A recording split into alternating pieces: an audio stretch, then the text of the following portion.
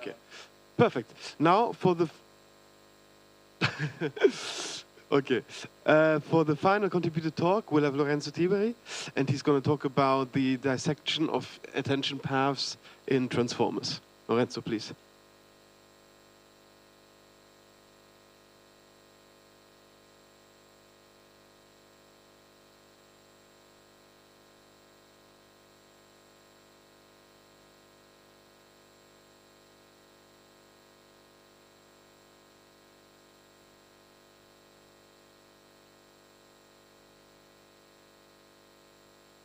Successfully applied in image generation, object recognition, and many other contexts successfully.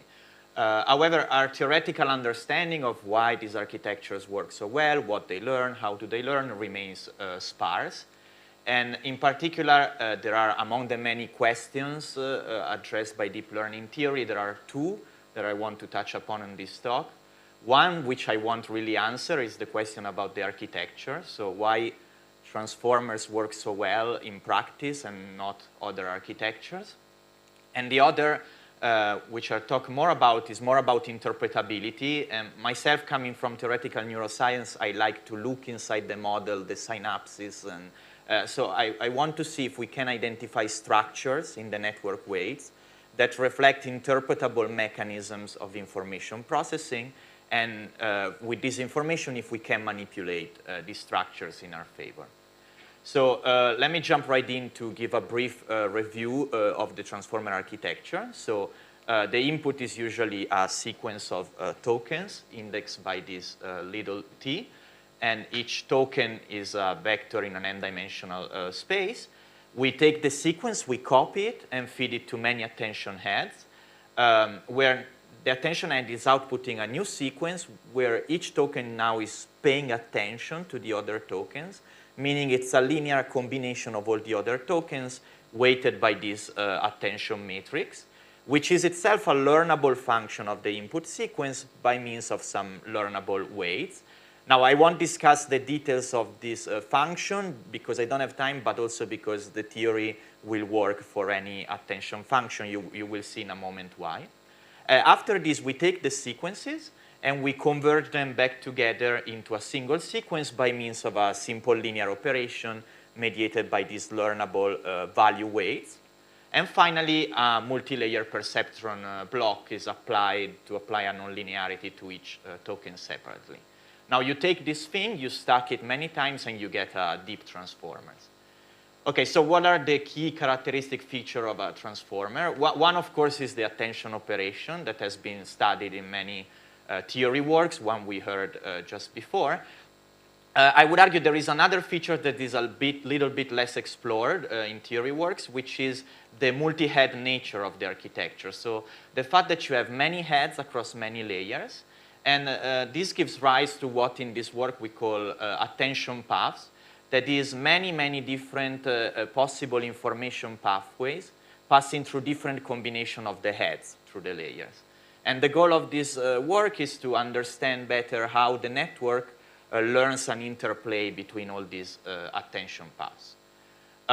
Now, the transformer is a complicated architecture, so any theory work that I know, I think, make some simplification somewhere. It's either in the architecture, the learning regime, or what you can say. So it's out of question. We are also going to make some simplification. So the question is more a modeling question. So what do we want to keep, and what are we willing to sacrifice? So what we want to keep very much is the fact that we have an arbitrary number of heads and arbitrary number of layers in order to have the attention paths. What we are sacrificing is to say anything about the attention heads. Themselves, how they are learned. So we are going to fix them, for example, by pre-training the network and finding some good heads.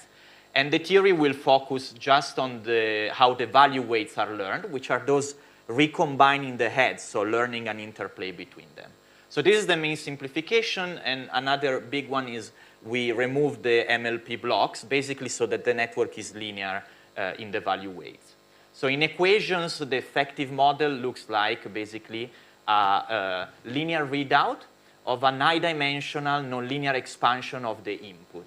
The nonlinear expansion is performed by the many attention paths, and a specific path is basically applying the sequence of attention operations on that path on the input, and it's nonlinear because the attention is itself a nonlinear function of the input. And the readout on that path is simply the sequence of value weights on that path. And it's high-dimensional because I have many paths. So this is the model.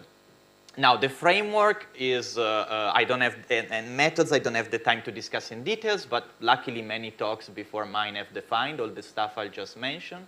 So we study learning in the Bayesian framework, so we want to compute the Bayesian posterior distribution on the weights, given that the network has seen the training data, and given some Gaussian IID prior on the weights. An important point is that differently from many other works we heard before, here the theory, we do it for arbitrary data. So there is no generative model of the data, which has pros and cons. My reason is that I want to apply the theory off the shelf to real machine learning data sets. And just to remain friends with the mathematicians I met this week, I want to mention that how is it possible that I don't make any assumption on the data? It's just because I'm a physicist, so I'm lucky. I just need to provide exact results, but not necessarily rigorously proven results. So I will check later with the simulations. They match perfectly with the theory. It's enough for me. Now, the learning regime I want to discuss in detail. So we do the theory in the finite width regime, in which the number of training examples P and the network width N go to infinity proportionally to each other. And this is important to specify because the results for the full non-simplified transformer architecture in the Bayesian framework, in the lazy regime at least, they are already known in another limit, the infinite width or Gaussian process limit, in which the number of training examples instead is much smaller than N. Now, the problem with this regime for me is that I cannot address my question about the connectivity, because it is well known that the number of training examples is too small to drive learning in the hidden weights. Only the readout is learned in this regime. And so the weights remain random IID as at initialization. So there is no connectivity structure to be found. So this is important. Our theory goes beyond the GP limit. And if you're curious, the methods we use is the backpropagating kernel renormalization, which was devised with this purpose originally to study a deep linear network. Okay, so this is all the setup. So what are the results? We show that the network mean predictor is performing basically kernel regression. So far, no difference with the GP limit. But the difference is that this kernel in this regime is learned. Meaning what we show is that it is the linear combination of many kernels, actually, one corresponding to a different pair of attention paths. And basically, it's literally the similarity matrix between the output of two attention paths. And the weighting of these kernels is performed by these coefficients of a matrix, which we call order parameter. I don't know why. OK, never mind. It's missing something. This is the key quantity predicted by our theory. It's a path-by-path matrix. Some are missing. I don't know why. And you can see it's easily interpretable. It tells you how the network is making use of the different paths, whether it suppresses or enhances some path, and whether it makes use of the information coming from something is missing. I don't know. From correlating or anti-correlating the path. I don't know why it's not scrolling anymore. And OK, I'm sorry, but basically you can anti-correlate or correlate pairs of different paths and make use of that information.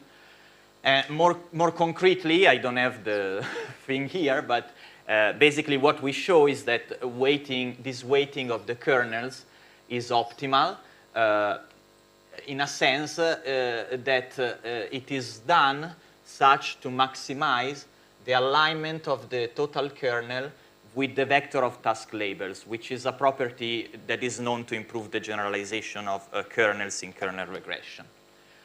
So this is the theory in a snapshot. I want to tell you again about the theory, but with a toy example to make things more concrete.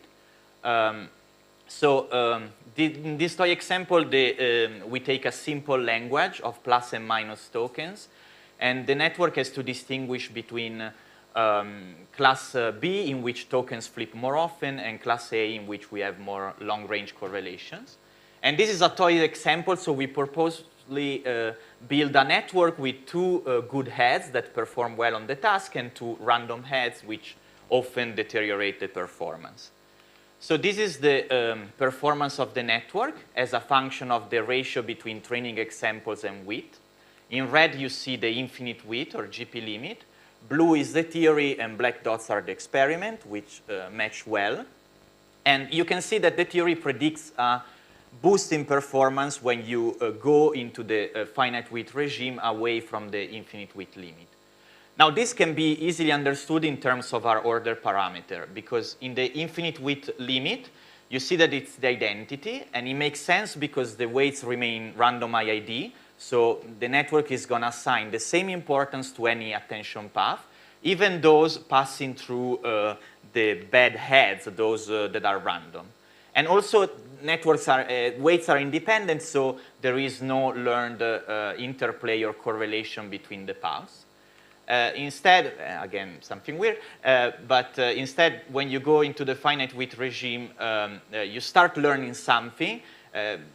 The colors are not showing this so well, but this should be much more faded, and it's learning to suppress the bad path and enhance the good paths. And also it's learning to anti-correlate the two good paths. So this is nice. So we see that the network is actually learning something, and it's learning, and it's interpretable in terms of our order parameter, in terms of an attention paths interplay. Now, the nice thing is that this order parameter is not just something we predict in our theory, but we also tell you how to measure it. So we tell you that it's a function of the learned value weights. So what you can do is go in the wild and measure it. So what I mean by this is, consider, for example, this task we tried, which now is more realistic. It's Omniglot, which is a data set devised to do one-shot image classification. So the network is shown a sequence of 3 images. It has never seen Japanese characters, and it has to tell whether the third image belongs to the same class of the first or the second image. And what I mean by in the wild, I mean that we train a network with all the dirty tricks of state-of-the-art gradient descent. So it's not the Bayesian framework polished theory. And also we train the heads, so they are unfrozen, unlike in the theory. And we just measure whatever it is, the order parameter in terms of the learned weights. And I think what I was pleasantly surprised to see is that if you compare with the theory, qualitatively, you still see the same block structure, paths that are enhanced here are enhanced also here, and qualitatively similarly. So this was suggestive that perhaps this could work for actual applications. And so I just want to conclude mentioning we tried one and implemented one, which is to use this order parameter, which tell us about how the network is using the attention paths, to basically make an informed pruning of those heads that our theory tells us the network is using less. And the goal is to achieve successfully a reduction in size of the network, but only incurring in marginal loss in performance. Okay. So, so to conclude, sorry, I cannot. Okay. Yeah, I'll need you to wrap up in like a minute. Okay, sorry. Yeah, sorry for the slowing down of the. But yeah, so this is basically it. And to conclude, I hope I addressed at least the question about interpretability, because we see that the network is learning structures in the weights, and this can be measured. They are summarized in this order parameter, which we can also predict in the theory, and you can interpret it in terms of attention paths interplay, and to testify that it's interpretable, the application works, making use of this interpretation. And sorry, there is a lot of work to bring the model closer to the actual transformer. If you have suggestions, I'm very happy to take them. And thank you. Sorry for the... Thank you.